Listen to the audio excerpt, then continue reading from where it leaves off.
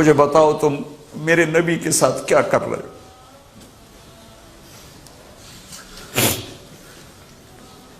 وہ تمہیں فرقوں میں بانٹ کر گئے تھے یا امت بنا کر گئے تھے؟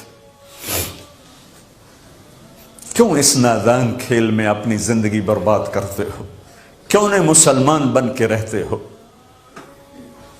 اس امت میں اختلاف شروع سے ہے، ہمیشہ رہے گا، یہاں تک نہ جاؤ کہ ایک دوسرے پر کفر کے فتوے۔ جنت میں کون جائے گا؟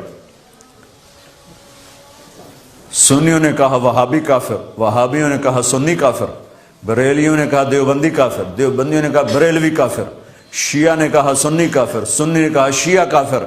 جنت میں کون جائے گا؟ کچھ تو بھائیو میرے نبی کی محنت کی قدر کرو۔ میرے نبی تو غیروں کو اپنا بنانے آئے تھے، ہم نے اپنوں کو غیر بنا دی۔ جو نفرت کی آگ وہاں بھڑک رہی ہے، یہاں مت بھڑکاؤ۔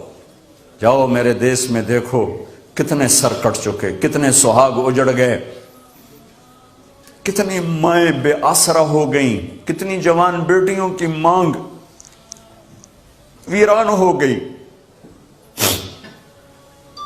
کیا اسی کا نام اسلام ہے؟ اسی کا نام عشق رسول ہے؟ اسے وہ دین کہتے ہیں؟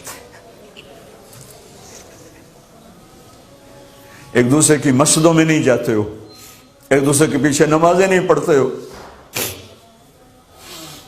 جنت کے ٹھیکیدار بن گئے ہو۔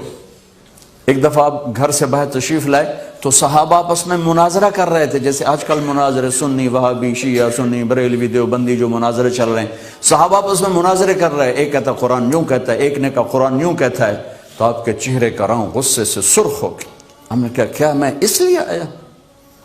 میں اس لیے آیا ہوں کہ تم ایک دوسرے کے گریبان پکڑ لو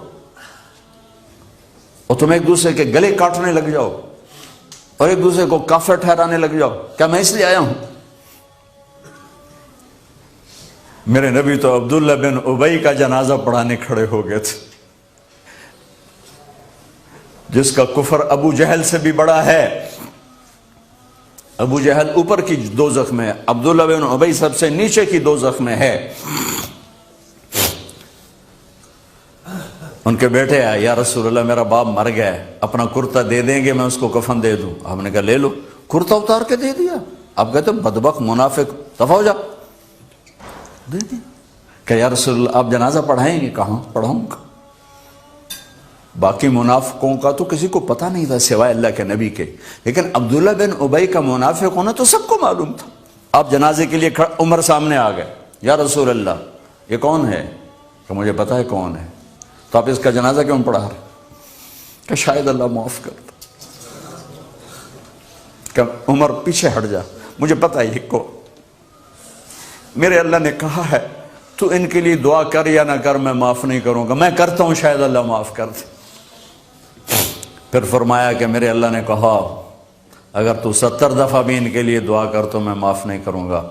اگر میرا اللہ کہتا اے میرے محبوب اگر آپ 70 دفعہ اس کے لیے دعا کریں گے تو میں معاف کر دوں گا، تو میں اس کم بخت کا 70 دفعہ جنازہ پڑھا دیتا۔ مجھے بتاؤ تم کہاں سے یہ دین لے کر آئے ہو جس میں تم فرقوں میں بٹ گئے ہو، نفرتوں کی آگ تم نے لگا دی ہے؟ یہ کہاں سے اسلام آیا ہے؟ میں تمہیں اللہ اس کے رسول کا واسطہ دیتا، امت بن کے رہو، مسلم بن کے رہو، کوئی گنجائش نہیں، اپنے عقیدے پر پکے رہو، دوسرے کے لیے گنجائش رکھو۔